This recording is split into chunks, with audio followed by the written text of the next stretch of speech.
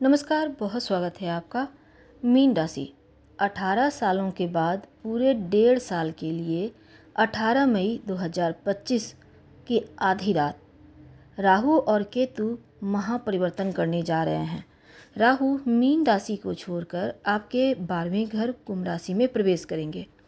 अब ये जो स्थान होता है ना, राहु को एक कंफर्ट जोन प्राप्त होता है क्योंकि मित्र के घर आएंगे। अब राहु यहाँ पर जब आएंगे, विदेश भाव जिसको कहते हैं, तो आपके काम करने की क्षमता को बढ़ाएंगे।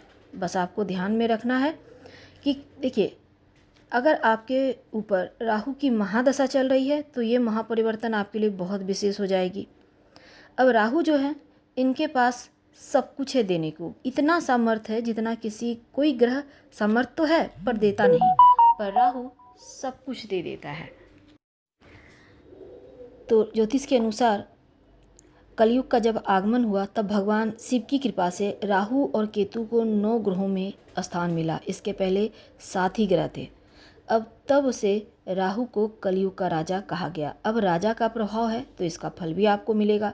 राहु का साम्राज्य यहाँ पर से स्थापित होगा। अब अभी तक मीन राशि में शत्रु की राशि में थे, देवताओं के गुरु की राशि में थे, लेकिन अब शनिदेव के घर आएंगे। अब शनि के समान ही राहु को माना गया है और राहु को यही यहाँ पर पद भी मिलेगा। तो सुखद स्थिति है। इस समय राहु के पास जो सामर्थ्य है, राहु के पास जो नहीं है वो भी देगा। यह गोचर आपके लिए शुभ तो है, लेकिन आपको मेहनत भी करना होगा, तब जाकर आप लक्ष्य को प्राप्त कर पाएंगे। अब राहु ने जैसे अमृत की प्राप्ति के लिए प्रयत्न किया था आगे बढ़ने के लिए, तो राहु का प्रभाव को पाने के लिए भी आपको उसी तरह प्रयत्न करना होगा, छल करना होगा, षड्यंत्र करना होगा। और राहु ये गुण अपने आप में देंगे, आपके अंदर चतुराई भरेंगे, आपको छली बनाएंगे, आपको तकनीक से जोड़ेंगे, आपको आपके अंदर जो होता है ना, एक लोगों की बुद्धि को सम्मोहित करने का गुण, यानी आपको लोग सुनना और देखना और आपके कार्य को करते रहना पसंद करेंगे। यानी आपके लिए लोगों का फीलिंग एकदम से बदल जाएगा। अब 12वां घर जो होता है मोक्ष त्रिकोण का भी होता है और राहु मोक्ष नहीं दिला सकते। मोक्ष का ग्रह केतु को मानते हैं। अब राहु के पास एक जुनून है, तड़प है कि आप जो स्थिति है उसमें कायम नहीं रहना, वर्तमान स्थिति से अलग होकर नया रास्ता बनाना, सफलता ताकि प्राप्त हो। और राहु 12वें घर में आ गया है। अब जितना भी कार्य करना है विदेशी ज़मीन से जुड़ा, आपको राहु खूब लाभ देगा, आपको विदेश यात्राएं करवाएगा, राहु उस यात्रा को संपन्न करवाता है। अब आपके बहुत सारे कार्य, जो आप कोई भी काम करते हैं, इंपोर्ट एक्सपोर्ट हो, विदेशी ज़मीन से जुड़ा, आप नौकरी करते हैं, व्यापार करते हैं, आप घूमने जाना चाहते हैं, ये 1.5 साल का ऐसा वक्त है जब आपको इसके बड़े बड़े लाभ होगा। अब देखिए, आप कहीं विदेशी जैसे म्यूचुअल फंड वगैरह भी होते हैं, इसमें पैसे डालेंगे तो ज़रूर आपका बढ़ेगा, लेकिन सोच विचार कर डालिएगा। अब राहु देवगुरु बृहस्पति भी 14 मई को राशि परिवर्तन कर मिथुन राशि में आ रहे हैं। और जो राहु है उनका, चूँकि कहा जाता है ज्योतिष में, उनका कोई अस्तित्व नहीं है और वो उनका कोई अपना घर भी नहीं है, लेकिन जहाँ बैठते हैं वहीं पर आधिपत्य जमा लेते हैं। और राहु हमेशा वक्री चलते हैं, यानी पीछे की ओर चलते हैं। तो इनकी जो सोच है वो सामान्य नहीं है, थोड़ा हटके। इसी कारण से जब वो 12वें घर में आएंगे, तब अगर आप कहीं इन्वेस्ट करना चाह रहे हैं, इंतज़ार कर रहे थे, ये पीरियड बढ़िया है। अब अगर आप मेडिकल विभाग से जुड़े हैं तो आपके लिए ये वक्त बढ़िया है, लेकिन खर्चा करवाएगा मेडिकल के क्षेत्र में, यानी कि आपके घर परिवार के लोगों के स्वास्थ्य का ध्यान रखिएगा, ये बहुत आवश्यक है। अब मान के चलिए कि यहाँ पर देखिए, रात के बाद जो सुबह होती, जो रोशनी होती है ना, वो राहु आपको देने वाला है। तो 12वें घर में राहु का होना कोई ना कोई कमी पैदा नहीं करता, लेकिन कोई ना कोई लाभ जरूर देता है। पर सतर्कता भी रखना होगा, राम भरोसे तो नहीं बैठना, पॉजिटिव सोच रखे, थोड़ा मेहनत करते रहना है। और 12वें घर पर राहु है तो कुछ दृष्टियां हैं इनके ऊपर, इनके पास 3 दृष्टियां होती है। जिस स्थान पर इनकी दृष्टि पड़ेंगी वो स्थान सबसे ज़्यादा प्रभावशाली हो जाएगा। अब राहु को अमृत पान करने के लिए जब गए थे तो यहाँ पर सिचुएशन क्या है ना, कि स्वांग रचकर उन्होंने छल से अमृत पान किया था, इस कारण से उनका सर धड़ से अलग कर दिया गया। अब ऐसे में राहु की जो चतुर्थ भाव पर दृष्टि है, प्रॉपर्टी को देख रहे हैं 12वें घर से बैठकर, तो प्रॉपर्टी से जुड़ा कोई काम करते हैं तो राहु आपको बहुत सपोर्ट करेगा, आप खूब लाभ कराएंगे, इसमें धन संपत्ति प्रॉपर्टी बढ़ेगा और खूब लाभ होगा। 12वां घर परिवर्तन का है, बदलाव का है। चतुर्थ जहाँ पर यानी कि दृष्टि जा रही है, निवास स्थान है, माँ का स्थान है। हो सकता है आपके स्थान में परिवर्तन हो और ये योग आपको अपना घर का सुख दे सकता है या नौकरी में ट्रांसफ़र करवा सकता है, लेकिन सतर्कता रखना है कि माँ के स्वास्थ्य में परेशानी हो सकती है।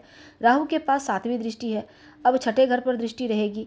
ऐसे में क्या होगा, यहाँ पर केतु विराजमान है और केतु पूर्ण रूप से राहु का समर्थन यहाँ पर नहीं मिलेगा, लेकिन 7वें घर पर चूँकि छठे घर पर केतु विराजमान है, 7वीं दृष्टि है, तो नौकरी में परिवर्तन के योग बनेंगे, बदलाव के योग बनेंगे, शत्रु विरोधी दबे रहेंगे और इस समय आप अगर प्रयास करें तो मंजिल पर जरूर पहुंचेंगे। कर्ज से मुक्ति मिलेगी। अब राहु के पास एक और चीज़ है कि वो कभी व्यक्ति को रुकने नहीं देता, दिमाग जैसे कि आपका दौड़ते रहता है घोड़े की रफ्तार से, वही राहु है। आपकी मानसिकता, आपकी सोच राहु है और ये भी राहु भी आपको एकदम घोड़े की रफ्तार से दौड़ाएगा और आप उसी रफ्तार से कम करेंगे और आगे बढ़ेंगे। तो अगर आपको लक्ष्य को प्राप्त करना है तो राहु का प्रभाव आपके ऊपर है। अगर कर्ज में फंसे थे, छठे भाव में केतु है, तो केतु जहाँ रहते हैं उस भाव से मुक्त करते हैं, तो रोग चोट ऋण कर्जे शत्रु से मुक्त करेंगे, बीमारियों से मुक्त करेंगे, कर्जों से मुक्त करेंगे, शत्रु से मुक्त करेंगे। तो ये चीज़ें आपको केतु जरूर देगा। अब राहु केतु का प्रभाव हो गया, अब उनकी एक दृष्टि पड़ेगी, आपकी 9वीं दृष्टि आपके सीधे अष्टम भाव पर। और अष्टम भाव क्या है, अनिश्चितताओं का। अब शुक्र की राशि है, यहाँ पर ध्यान रखिए, शुक्र और राहु दोनों का चूँकि कॉम्बिनेशन बढ़िया है, तो मित्र की राशि पर उनकी दृष्टि अष्टम भाव पर। रुकावट का, बाधाओं का, यदि जीवन में कोई रुकावट है, बाधा है, तो उससे आपको राहु जरूर निकालेगा। हो सकता है कुछ कार्य में रुकावट आ रही है, बाधाएं हैं, नहीं हो रहा है, तो राहु के पास वो प्रभाव है, वो तड़प है, वो जुनून है कि आपके कार्य को करवा कर छोड़ेगा। तो यहाँ पर वो रुकावटें दूर होगी। तो पावरफुल ग्रह है और आपके लिए बहुत शुभ, रातों रात करोड़पति अरबपति तो बना ही देगा, लेकिन बाधाओं से मुक्ति भी दिलवाएगा। क्या करेंगे, देखिए शिव जी की खूब आराधना कीजिएगा और रोज भगवान सूर्य को प्रणाम करके गायत्री मंत्र पढ़िएगा ताकि सही समय पर सही डिसीजन ले सकें। राहु का परिणाम आपको जरूर मिलेगा। तो राहु के अंदर भय और भ्रम भी होता है। अब ये आपकी, जैसे कि मीन राशि में जब तक थे आप भ्रमित थे, भय से ग्रस्त थे, आपका स्वास्थ्य थोड़ा सा नरम गरम था। अब इनकी दृष्टि पंचम भाव पर, संतान के स्वास्थ्य की परेशानी सी, डिसीजन लेने में परेशानी थी, तो ये चीज़ें हो रही थी। अब देखिए 9वें भाव पर भाग्य उन्नति के लिए प्रयास किए तो सरलता से, सटीकता से आगे बढ़े। अब यहाँ पर एक और चीज़ है कि राहु 12वें घर में, भय भ्रम, अब खर्चों को लेकर। राहु बड़ा ग्रह है तो परिणाम भी देता है, बढ़ोतरी का सूचक है, लेकिन खर्चा करवाएगा अच्छी चीज़ों में, लेकिन डॉक्टरी इलाज में भी खर्च हो सकता है। अपनों का स्वास्थ्य का ख्याल रखें। करियर की बात करें तो राहु जब पैसे देने का आता है ना, बहुत देता है, तो आप बड़े इन्वेस्टमेंट के लिए तैयार रहें। अपना मकान, भूमि, भवन, वाहन का सुख मिलेगा। माँ के स्वास्थ्य का ध्यान रखें, निवेश करेंगे उससे लाभ होगा। राहु को संतुलित भी रखना है, इसलिए अपने घर के टॉयलेट में नमक छोटी सी कांच की कटोरी में रखें और हर महीने उसको चेंज करें, पुराना वाला फ्लश कर दें, फिर उसी कटोरी को धोकर साफ़ करके फिर फ्रेश नमक रख दें। अपने छत को क्लीन रखें, घर में कूड़ा कबाड़ इकट्ठा ना होने दें, घर को सुगंधित रखें, परफ्यूम वगैरह डाल के आप जैसे भी रख सकते हैं, और हमेशा घर को क्लीन रखें। इससे राहु की मुश्किलें कम होंगी और राहु शुभ फल देने लगेगा। तो हम आपसे विदा लेते हैं। जानकारी अच्छी लगे तो लाइक कर, सब्सक्राइब करें, शेयर करें, कमेंट करें। धन्यवाद। हम फिर मिलेंगे।